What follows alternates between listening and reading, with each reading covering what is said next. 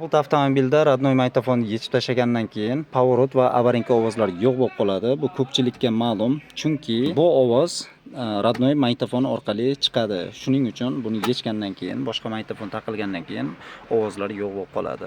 Hozir bu avtomobilimizga ham Pioneer magnitofon ustanovka qilib berganmiz.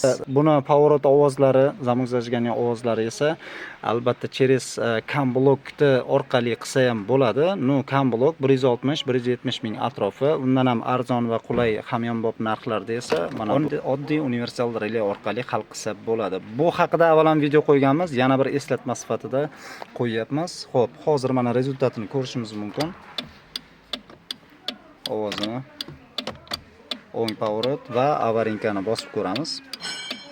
Buni nima qilganmiz? Ustanovkasi bo'yicha ma'lumot berib o'tib ketaman. 85 va 86 oyoqchasidan ikkita dona sim olib, parok tagiga olib kelganmiz. O'ng va chap pavorotning simlarini topib olamiz va ikkita diod kerak bo'ladi. Polosasi bor tomonda esa relayga qaratib bitta simiga berib qo'yamiz. Ikkinchi simini esa massaga berib qo'yamiz. Bo'ldi. Как положено ishlayveradi. Relay ham xalaqit bermaydigan joyda. Video foydali bo'lgan bo'lsa, tarqatib qo'yamiz.